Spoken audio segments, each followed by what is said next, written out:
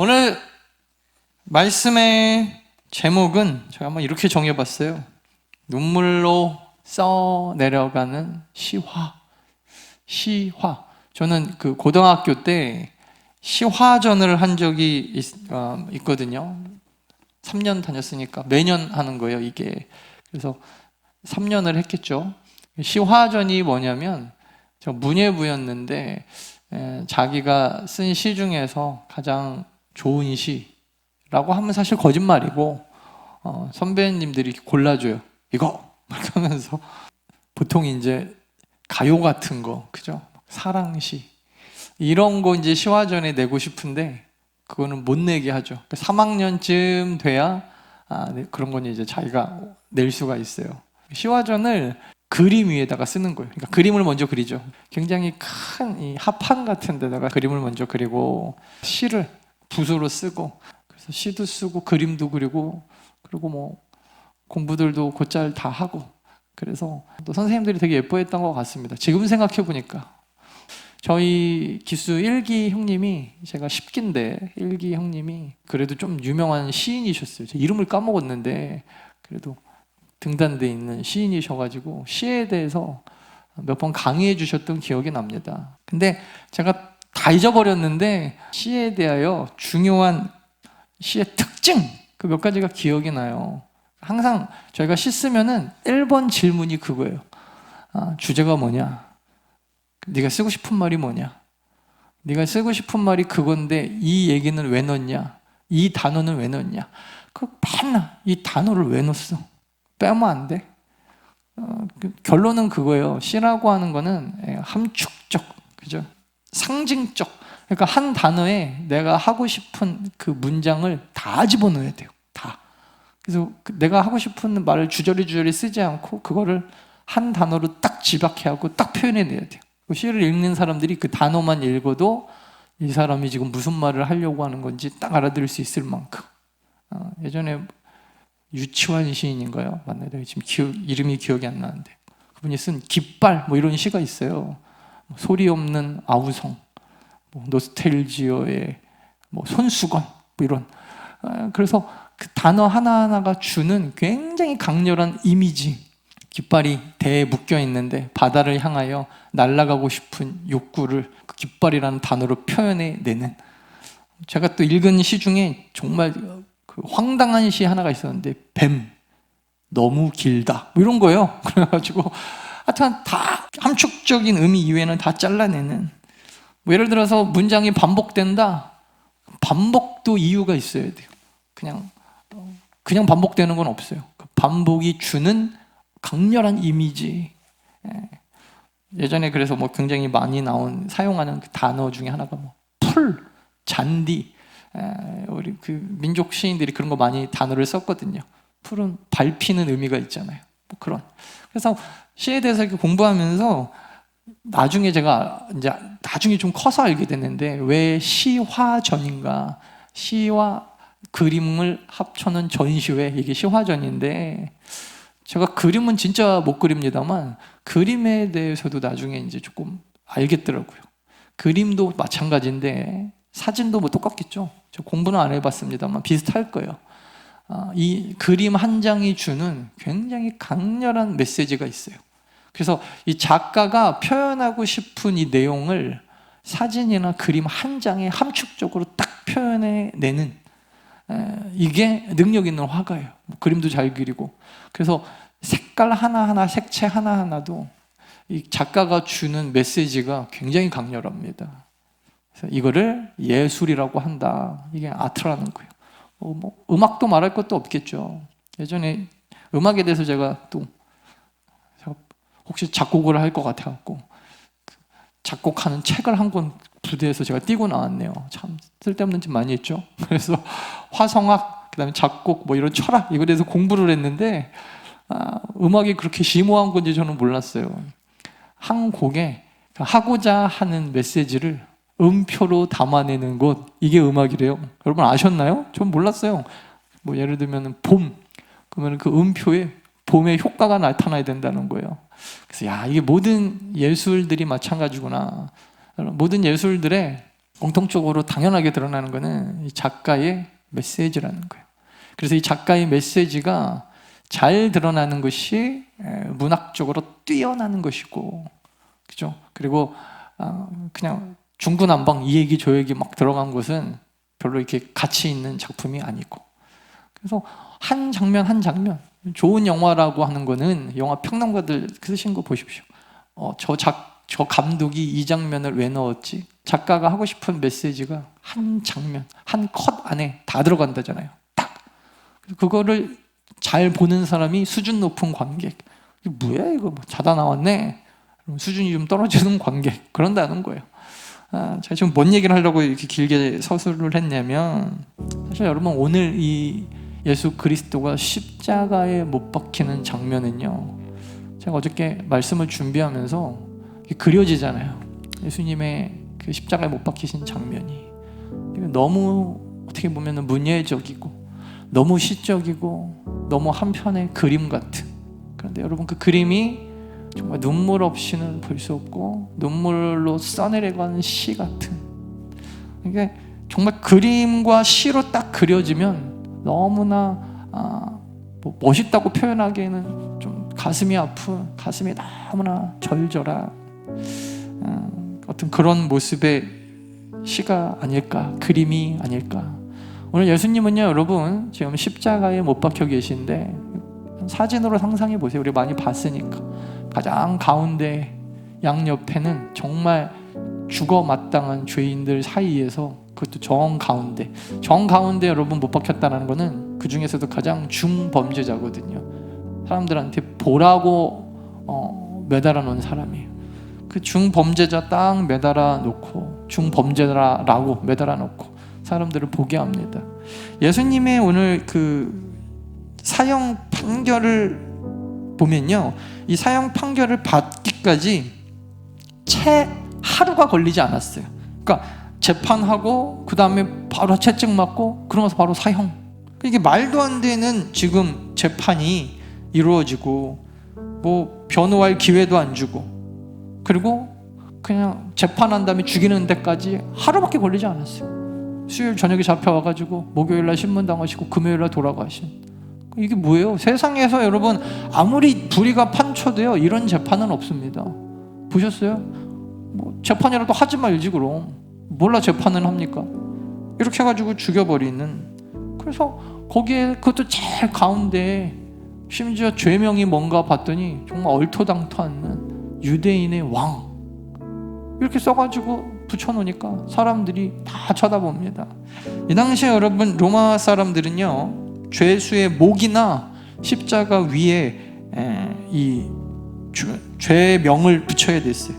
그 사람들한테 그 죄명을 보고 로마 법의 엄중함, 그죠? 그거에 대해서 경각시켜 주기 위해서 이거를 붙이는 건데, 사람들이 뭐야? 제목이 뭐야? 제명은 다 보게 되어 있었거든요. 유대인의 왕이란다. 유대인의 왕이라 그러면 죽는 거야? 그랬겠죠. 그러니까 본인들이 이렇게 보면서도 좀 기가 찼을 것 같아요. 그러니까 술렁술렁하니까 대제사장들과 이 사람들이 빌라도한테 찾아가서 죄명을 좀 바꿉시다. 유대인의 왕이라 그러니까 사람들이 이상하게 쳐다보지 않소. 자칭 유대인의 왕이라고 그랬다고 합시다. 그것도 웃겨요. 그죠? 내가 유대인의 왕이요 그랬다고 잡아다가 질문해가지고 죽였다. 그것도 웃긴데, 그래서 좀 덜 하니까. 그러니까 여러분 지금 예수 그리스도가 정말 말도 안 되는 시간 안에 이 재판 다 받고 말도 안 되는 죄명으로 그것도 정 가운데 이렇게 딱 돌아가신 것을 보면서 사람들이 무슨 생각을 했을까? 오늘 본문에 보니까 예수님이 사형당하시는 이 장소가 예루살렘 성에서 가까웠던 것 같아요. 그래서 그 당시에 유월절 지키려고 전 세계에서 모여든 사람들이 예수님의 이 십자가 죽으심의 광경을 다 봤다. 어마어마한 많은 사람들이. 그래서 죄패도 히브리 말로도 쓰고 라틴어, 로마 말로도 쓰고 그 당시 그리스어를 쓸 때라 헬라어로도 쓰고. 무슨 말이에요? 거기 온 사람 중에 글자 아는 사람들은, 아니 거기 온 모든 사람들은 사실은 예수님의 죄명을 다 봤다라는 거예요. 다 봤다. 근데 여러분 이렇게 말도 안 되는 끝까지 불의한 어떻게 보면은 이 세상에서 끝까지 불의하게 말도 안 되게 여러분 십자가에 죽어 있는 저 사람이 원래는 여러분 이게 예수님이 아니셔야 되잖아요. 거기 그렇게 여러분 달려있는 사람이 나여야 되거든요. 그죠? 나여야 돼요. 예수님이라 그러니까 사실 우린 너무 그냥 다른 사람 얘기같이 보이기가 쉬운데 그게 여러분 사실은 매달려야 있어야 될 사람이 난데 내가 거기 지금 매달려 있어야 되는데 그렇게 예수님이 나 대신에 매달려 계시면서 우리에게 주시고자 하는 메시지가 무엇이었을까? 심지어 여러분 그렇게 나 대신 매달려 있는 하나님을 향해서 사람들이 뭐라 그러냐면 저거 우리 왕 아닙니다. 저 우리 왕 아니고 우리에게는 가이사 외에는 왕이 없어. 자칭 유대인의 왕이라고 해서 그냥 죽여버리셔. 그래서 어떻게 보면 그냥 내다 버린 거예요. 그러니까 자기 백성에게조차 인정받지 못하는 너무나 초라한 왕. 예수님이 여러분 왕이시라는 어떻게 보면 분명한 하나님의 메시지가 십자가 위에 딱 씌워져 있는 거죠. 모든 사람들이 그 장면을 지켜보도록. 그래서 하나님께서 우리에게 보여주시는 너무나 중요하고 강렬한 시적인 함축적인 그림과 같은 메시지가 뭐예요? 너 대신 정말 네 인생의 왕인 너를 창조한 그 하나님이 너 인생을 인도해 나간다고 하는 그 왕이 너 대신 죽었다. 그거를 많은 사람들이 여러분 지켜보면서 그때는 몰랐겠죠. 굉장히 저는 각인이 됐을 것 같아요. 그리고 나서 그 이후에 여러분 예수 그리스도가 부활하시고 나서요, 나중에 여러분 예수님의 제자들이요 전 세계로 퍼져나갑니다. 그죠? 생각해보면 그 당시에 여러분 예루살렘에 전 세계에서 모인 흩어져 살고 있었던 디아스포라 유대인들이 그때 다 흩어져갖고 그 장면을 봤어요. 그리고 나서 야, 어떤 사람이 하나님의 아들이라는데 자기가 하나님의 아들 유대인의 왕이라 그랬다고. 그러고 나서 십자가에 못 박여갖고 하루 만에 말도 안 되는 재판을 받고 죽었다더라. 근데 내가 돌아오기 전에 봤더니 그 사람이 부활을 했다더라. 시체도 아직 못 찾는데 말이 되냐? 그렇다더라. 로마 군인이 지키고 있는 무덤에서 시체를 훔쳐갈 수 있는 당시의 권력은 없거든요. 그리고 사람들이 야 진짜 신기하다. 그리고 여러분 집에 아마 돌아갔을 것 같은데 그렇게 집에 돌아가고 나서 몇 년 후에 제자들이 여러분 그들이 사는 동네 회당으로 다 와가지고 여러분 얘기하는 게 뭐냐면 그때 그분이 살아나셨고 승천하셨고 사실 거기에 매달려 죽어야 했던 사람은 너고 네 죄로 인하여 우리의 왕이 오히려 십자가에 못 박혀 죽으셨고 그리고 그 모든 것이 사실은 이사야 선지자를 통하여 수많은 선지자들을 통하여 예언되어져 있다. 그래서 우리 이사야서 보면요 여러분 고난당하는 종의 기사가 있거든요. 그때 여러분 이제 정말 그 순간에 각인되었던 그 그림 어떻게 보면은 이사야 선지자의 그 글, 그 하나님의 말씀 그게 완전히 함축적으로 자기 것이 딱 되는 거예요. 아 이게 복음이구나. 하나님께서 우리에게 주시고자 하는 메시지가 이거구나.